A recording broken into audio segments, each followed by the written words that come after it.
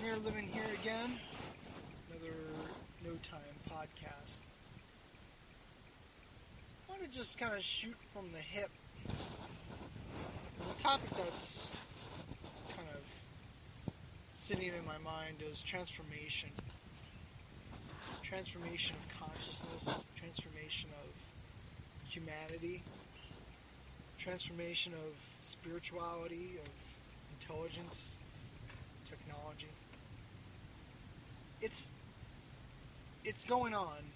It's happening. And I'm not just talking technology. Everyone knows technology is happening, but the transformation of consciousness, the transformation of humanity, it's happening right now. Many of you will probably not believe that at all. And it's perfectly valid, and I totally respect that.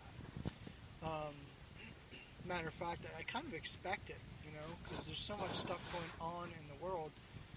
When we look at transformation of any of these things, it's hard to see the silver lining, but,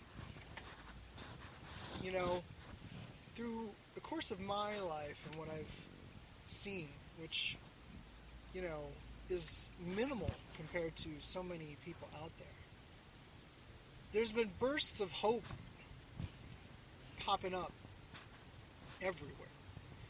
And it was about a decade or more ago when it was just starting to bubble up, and you could see it here and there, but there were real big gaps between where these bursts of hope were. But now that gap is kind of being filled with more hope, more bursts of hope.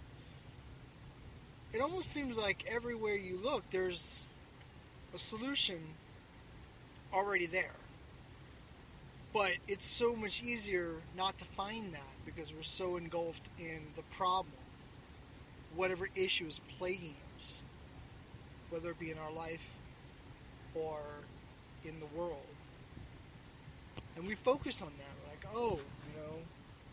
focus on these little patches of pain and suffering. You'll hear me talk about pain and suffering a lot, because you know what? That's the basis of what the problem is on this planet, is pain and suffering. Buddha knew, and that's the whole point of his life, was to reach non-suffering. And he did whatever he could, everything it took, and he's remembered to this day. Maybe not by everyone, but by many. And that memory, believe it or not, is transforming people even today. That's just one little burst of hope that I'm talking about. Enlightenment, Buddhist philosophy, and things of that nature is starting to, catch people. They're starting to grasp what was going on with this field. But so is Christianity, or Catholicism, if I will, if I may say. Pope Francis coming on the scene, huge burst of hope, not just because it's a pope, but because he's like everyone else. He's doing things just like any of us do. He doesn't need, a beautiful palace. He wants just a little studio apartment. You may not know it, you may know it. Either way, it's good to know it, because you know what? That's happening in our world right now. And that's what's important. That's that burst of hope I'm talking about. That may be something you have no clue about. And you're like, wait, I never heard about this mirror. I'd be like, now you have. This Pope is really breathing new, spirit into the whole religion. But that doesn't matter. What matters is that we follow the spirit of humanity, of goodwill, of morals, virtues. Religions can get us there. We ourselves have to keep us there. Whether you read a sacred book of knowledge or not, It's in the little things you do daily, that make a difference. That keeps us there. The religion is always there.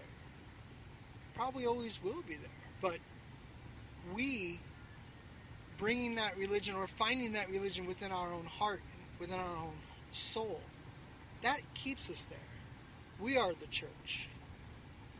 Doesn't mean we don't need churches. Just means we should learn from the church, its structure, its art, its inspirations, and make our soul that church. Make our heart that church, that temple.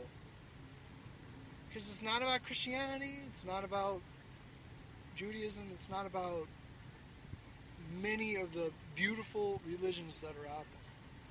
It isn't. They can help us. But that's the transformation of consciousness that I'm talking about.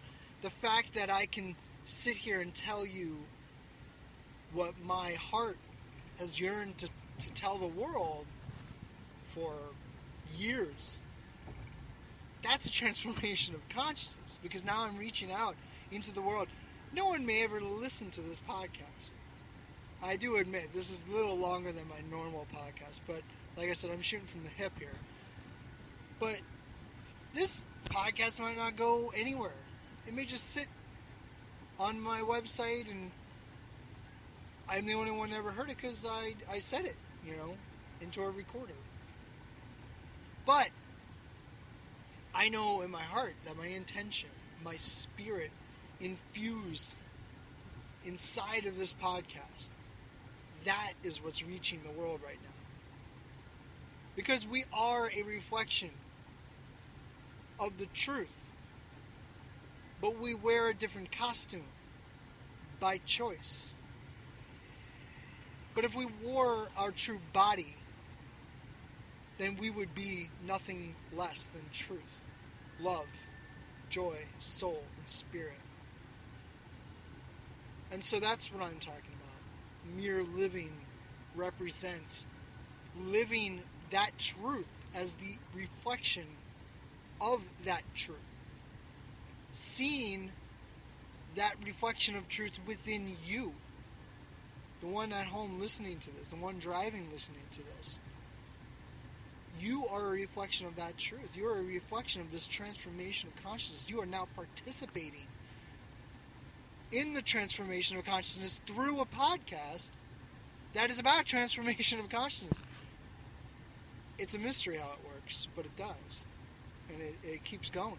It's the Fibonacci of it all. It's the fractality of life. Fractals of how transformation of the world, of yourself, of religion, of politics, of countries. This is how it is. This is how it happens. Listening to your heart, knowing what a human is, knowing what good morals and values are, knowing that good is something. It's not a part of duality, because good is the only reality. But we have deluded ourselves. We have confused ourselves to believe otherwise. And do not take my word for this. No, do not. Go meditate. Go read your books. Go follow a guru. Whatever you want to do to find if what I'm saying is true. Because you'll only strengthen that reflection. The reflection of truth of who we are.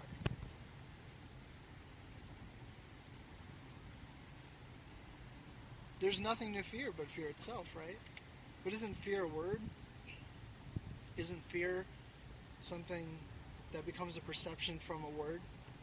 It's an energy that we mold into something that never was. So why not mold that energy into something that never was, that is hope, that is truth, that is something that we've never imagined, a miracle that we can help build together. Transformation. Transforming the word fear. transforming the word fear into truth, a reflection of truth, instead of a distortion. Alright, I'm rambling. Thank you for listening. Sorry this is a little bit longer, but I appreciate it. And hopefully this helped transform your views. Maybe it'll sink in. Maybe it'll transform it later on. Maybe it won't ever. I don't know. But I'm thankful. I'm grateful. And I thank God always for me being able to give these little insights that, flow into my brain to the world, because they're not mine, they're yours. They're ours. God bless.